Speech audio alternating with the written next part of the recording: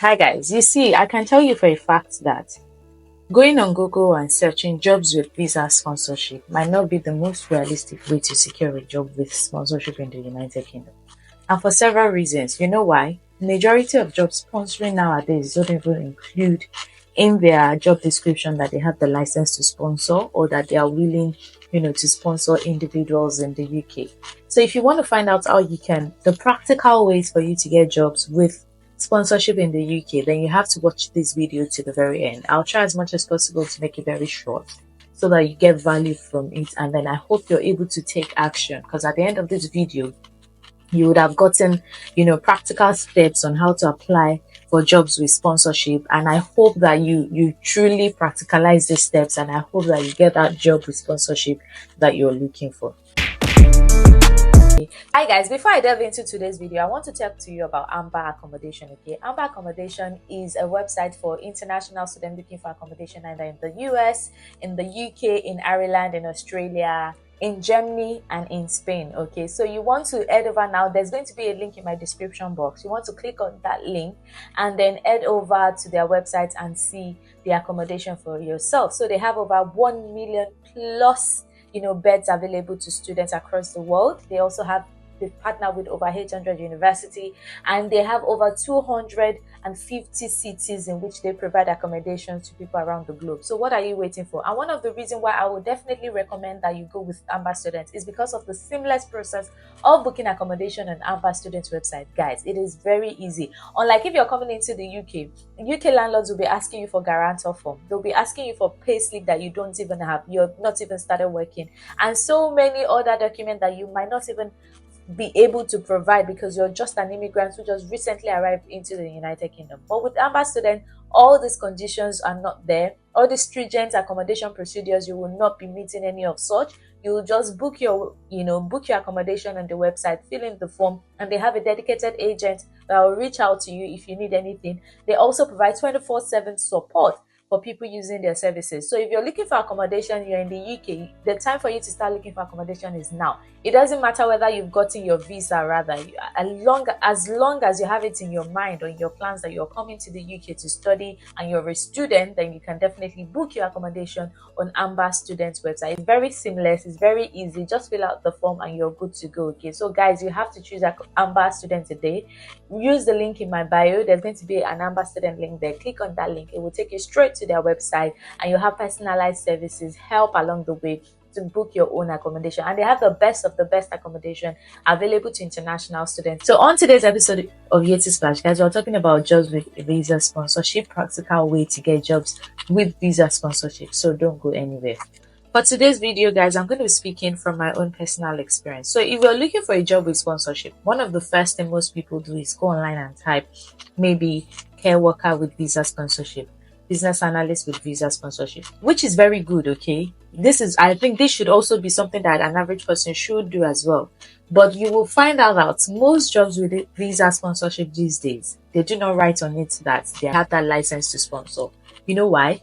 Because a lot of people will then rush in and apply, and it will become incredibly difficult to sift through to see those that are really interested in the job, because recruiters will probably think the only reason you're applying is because you're desperately in need of sponsorship, not because you have what it takes to do the work or because you're willing to even do the work. So depending on how many months you have left on your visa and your personal circumstances, so let's say you're an international student, for instance, and you still have like a year towards the end of your master's, or you have just recently applied for your post-study work visa and you still have up to 2 years left on your visa, then this video will practically be useful for you, because it's all about planning, it's all about being strategic, and it's all about knowing what you want, having a plan. So at the end of the day, actualize your goal, which is ultimately to get a job with visa sponsorship. Okay, so we know that with the UK there are lots of immigration rules now regarding sponsorship. You want to get yourself used to the immigration policy, used to everything that there is to know about the salary threshold, what you should be earning, because if you're looking for a job with sponsorship and you're not up to speed with the salary threshold, now tell me, even if you find a job that can sponsor you, if you don't meet that salary threshold, your visa might be denied. So you want to ensure that at least you stay updated. I've made so many videos about how you can, at least I think my last 2 videos are about the new salary threshold, how you can know what you're earning, because now, depending on your circumstances, maybe you are a new entrant, you can actually earn less. So there are a lot of conditions like that you need to watch out for. You need to watch videos, you need to go on gov.uk website yourself to stay up to date with this information. So once you know that, then you need to ask yourself, what kind of job with visa sponsorship am I looking for? First, I need to put it out there.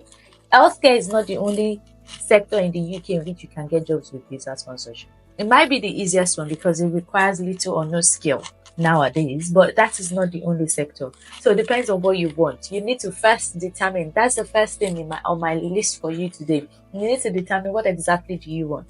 Do you want to be in the healthcare sector? Do you want to go into tech? Do you want to look for any other job? There are other areas. You want to go into teaching, because teaching jobs now have visa sponsorship as well, and their salary threshold is not as high as the going rate of 38,700. Construction as well. So you want to first sit down, reason it out. What sector do I need job with visa sponsorship? Because you can't be applying for everything and everything at the same time. At the end of the day, the results might be 0 for you. You need to know where you want, so that you then channel all your energy or your strength into that sector in which you're looking for job with visa sponsorship. So let's say you've been able to identify the sector in which you want to get your job with visa sponsorship. You've been able to come to a resolution that, I'm going to get my job with visa sponsorship as a data analyst. So fine, that result has already been made, right? The next thing you want to do is build a LinkedIn profile. Guys, I cannot overemphasize the importance of, I'm a social media girl, but I don't really like LinkedIn. Let me tell you the kind of platform. I don't really like LinkedIn. I'm not a Twitter fan that much, and a TikTok fan, no. I would prefer, Instagram. I love YouTube. Facebook I used to, but not anymore as well, because I think the old aunties are an uncle have overtaken everything on Facebook. So I'm a media girl, but I still need to have a professional life outside social media. I have an Instagram account at Yettysplash. I have a personal Instagram account at Yetty, okay? But I still need to create a professional life outside my social media posts. So if you're watching this video, if you're looking for jobs with visa sponsorship, especially in the UK, you need to have an optimized LinkedIn account. Not that you have a LinkedIn account, it's only your face that is there, nothing. You have to ensure that your LinkedIn account is optimized and up to date. So you want to let your LinkedIn account be aligned with the kind of roles you're looking for. So if you want to say that you're looking for jobs with visa sponsorship as a data analyst, then if I go to your LinkedIn page, it has to scream data analyst, meaning it has to show me, tell me that you're a data analyst without me asking you that, what do you do for a living? What people don't understand is that with sponsorship, it is highly competitive. You're competing with other people, and you're also telling your employer that, look, employ me, I can do the work. So they want someone who is competent, someone who can prove that they can do the work, and someone who is willing to do the work. So if you're not any of these things, and your LinkedIn profile cannot show that you are that person, it will be incredibly difficult for you to get a job with visa sponsorship in the UK. So LinkedIn is one profile that you need to have. If you're watching this video, you're looking for jobs with visa sponsorship, and you don't have a LinkedIn profile, you're absolutely wrong. Once you optimize your LinkedIn very well and you're pleased with what you've written, you can just go online, Google professionals in data analysis or data analysts in the UK. Once you see them, it will take you to their LinkedIn profile. You can mirror yours against theirs and just, put it in that standard that is optimized. Then the next thing is you have to create a CV. Now, if you're not lazy, you should be able to create a winning CV for yourself. And if you're lazy, then you can reach out to people that write CV. But it is not in all cases that you even need to reach out to people that actually write CV. You can create one yourself. And the practical way to create a good CV for yourself is by looking at 3, 4, 5 job description of the kind of job you're looking to apply for. So if you want to apply for a job as a data analyst, go online, okay? Just Google data analyst vacancy. You see all the responsibilities that they want someone in that job description should have is what you should put in your CV. So if they're telling you that as a data analyst, you need to be able to analyze data, this and that, mirror your CV in that way. Like, that was like the easiest way in which I was able to create my CV. For every job that I've desired, I just ensure that I look for 3 or 4 of such jobs, check their description and use that description to create my own CV and my own responsibility. Because if they're expecting that you're applying for this job, you should be able to do this, then you should be able to tell them in your own CV that you are able to do this. So it's not like you're going to be looking for a job as a data analyst now, and then your CV is just one line of I analyze data, number 2, I interpret data.